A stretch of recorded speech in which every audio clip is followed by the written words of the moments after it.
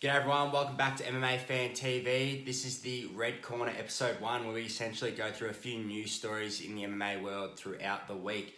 We're starting off with Kamaka's manager filing an appeal over blatantly horrible decision in his loss to TJ Brown at UFC Vegas 25. Now, if you guys watched the fight, you would have known that it was a pretty competitive fight.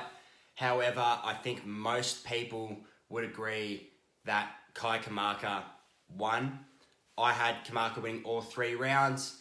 As you'll see in a second, that 2 of the judges actually scored the fight for Brown in a split decision victory for Brown. So we'll go through the article from MMA.com, or MMAfighting.com, I should say. So Brian Butler, who is the president of Sucker Punch Entertainment, informed MMA Fighting on Sunday that he plans to file the appeal after Kamaka earned a 30-27 on Judge Adelaide Bird's card, but then judges Mike Bell and Del Samato scored the fight 29-28 for Brown. So obviously you can see there's quite a discrepancy here. There's no real consistency between how the judges are judging the fight from person to person. Damage is the most important criteria in scoring an MMA fight, and it's fair to say that Kamaka probably dealt more damage than Brown. So Butler goes on to say, tomorrow we'll be filing an appeal for the blatantly horrible decision against Kamaka. Butler said in a statement, said to MMA Fighting, I don't believe that we've seen one media outlet that gave the fight to TJ, and from what I understand, even TJ and his team say they didn't win. There is little to no recourse on these judges not being able to do their jobs properly, and for a fighter like Kai who moved his entire household from Hawaii to pursue this career, it's simply not right. And I guess, yeah, that is a fair point. When your career is, I guess, out of your hands in terms of a decision is left up to 3 arbitrary judges, it is a big deal if it goes the wrong way and you've picked up your family, moved away. The main controlling factor that a fighter has to end a fight is to end it by submission or knockout. Obviously, that's not always going to happen, so it is a bit disappointing for fighters. Is this just part of MMA? Do we need some reform in terms of the judging criteria or how these judges are selected or trained? It was a competitive fight, but I think it's fair to say that Kai probably won every single round.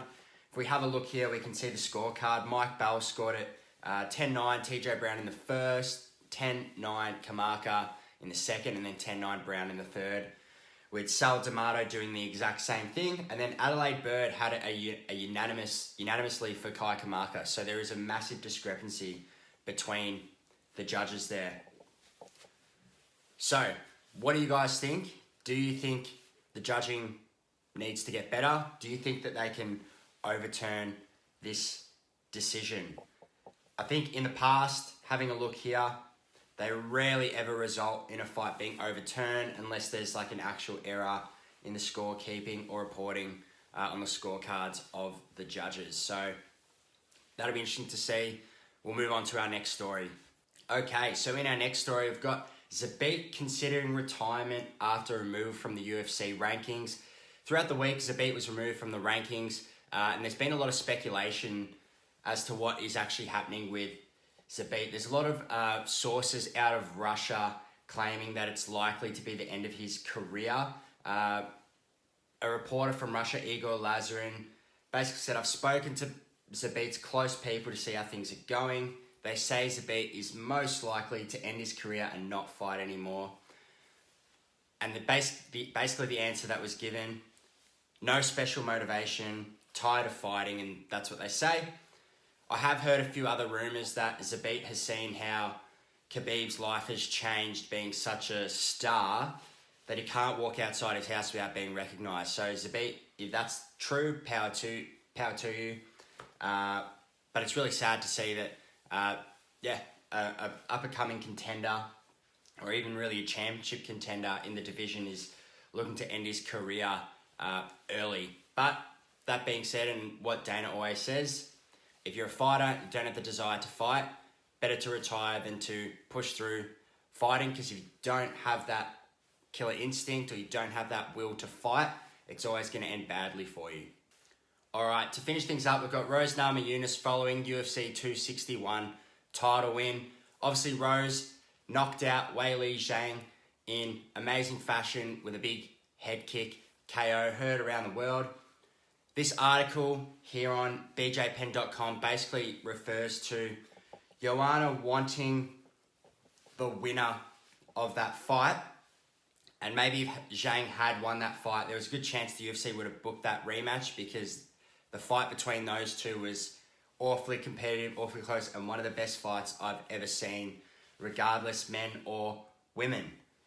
Now that, Rose has won, it's going to be more difficult for Joanna to get back into that conversation without another win, seeing as Rose has already fought her twice and beat her both times. So essentially, Rose spoke to Pat Barry behind closed doors, with Barry saying, "You made history as a 2-time strawweight champ. No one's done it yet."